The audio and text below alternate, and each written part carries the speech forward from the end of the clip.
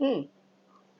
দেশবাসীকে আপনারা কি বলতে চান? দেশবাসীর কাছে আপনারা কি কামনা করেন? দেশবাসীর কাছে আমার একটাই প্রত্যাশা, সেটা হলো এই ফ্যামিলি যেন উপযুক্ত সঠিক বিচার পায়, এবং স্বরাষ্ট্র উপদেষ্টা এবং মহামান্য আমাদের উপদেষ্টা ডক্টর ইউনূস স্যার, উনি যেন এই ব্যাপারটা, হ্যাঁ, তদন্ত সাপেক্ষে, হ্যাঁ, ওনার উপযুক্ত বিচার পায়, সেটা ডক্টর ইউনূস স্যারের কাছে আমরা আশা করছি।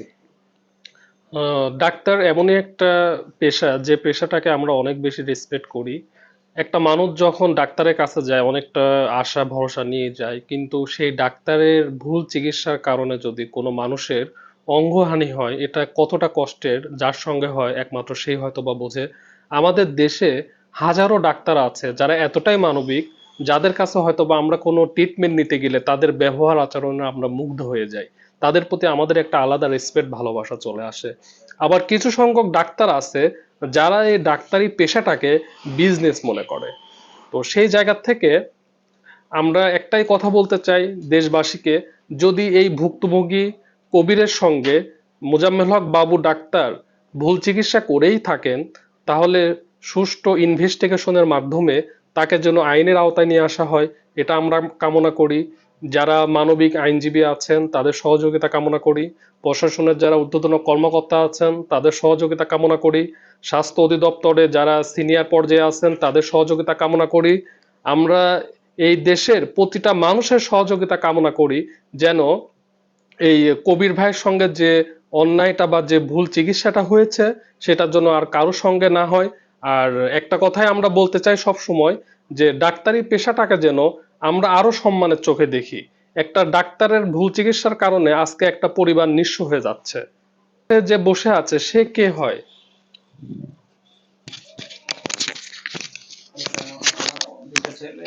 আপনার ছেলে মেয়ে কি লেখাপড়া করে? জি, লেখাপড়া এখন বন্ধ। লেখাপড়া বন্ধ কেন করে দিয়েছেন? ওরা তো ছোট মানুষ, ওরা তো একটা সময় দেশের ভবিষ্যৎ, ওরা তো একটা সময় অনেক বড় হবে, লেখাপড়া বন্ধ করালেন কেন ভাই? ভাইজান আমার এখন ওষুধ ট্রিটমেন্টে চলে না, আমার ওষুধ পরিও চলতেছে না, আমি একদম অক্ষম এখন। মোজাম্মেল হক বাবু, আপনাকে চিকিৎসা করার আগে আপনি কি কর্ম করতেন ভাই? ওই সময় আমি কৃষি কাজ করতাম, আমার সংসার আর খুব ভালো চলতো। এখন আমার সংসার একদম অচল। তো অবশ্যই আপনি আইনি সহযোগিতা পাবেন। দেশে আমাদের অবশ্যই আইনের সুব্যবস্থা আছে। দেশে বিভিন্ন দপ্তর আছে যারা আপনাকে সহযোগিতা করবে, আমরা এটাই কামনা করি। তো আপনার সন্তানরা কি দেশবাসীর কাছে কিছু জানাইতে চায়? জিজ্ঞেস করেন অবশ্যই। মামনি, তোমরা কি কিছু বলতে চাও তোমার বাবাকে নিয়ে? কি বলতে চাও মা?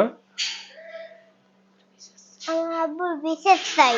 তোমার আব্বুর বিচার চাও? তোমার বাবার সঙ্গে যে ডাক্তারের ভুল চিকিৎসা করেছে, এটা যদি সত্য হয়েই থাকে যে ডাক্তারের ভুল চিকিৎসার কারণে তোমার বাবার অঙ্গ হানি হয়েছে, তাহলে তুমি দেশবাসীর কাছে বিচার চাও?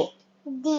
অবশ্যই মা, যদি তোমার বাবার সঙ্গে ভুল চিকিৎসা হয়ে থাকে, ইনভেস্টিগেশনের মাধ্যমে যদি এটা প্রমাণিত হয়ে থাকে, তোমার বাবার সঙ্গে যিনি অন্যায় করেছেন যে ডাক্তার মোজাম্মেল হক বাবু, সে অবশ্যই আইনের আওতায় আসবে মা।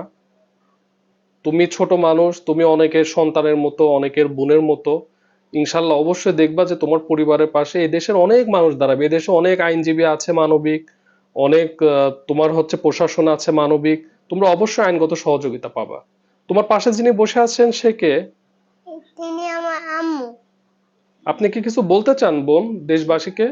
জি, আসসালামু আলাইকুম। তিনি হচ্ছেন আমার স্বামী, পঙ্গু হসপিটালের ডাক্তার মোজাম্মেল হক বাবু সেফেডে বসে। ওই চিকিৎসা, পায়ের গোড়ালি ব্যথার জন্য চিকিৎসার জন্য ডাক্তারের কাছে গিয়েছিল। ডাক্তার ভুল চিকিৎসা করে আমার সামনে দুটো পায়ের রোগ ছিঁড়ে ফেলছে।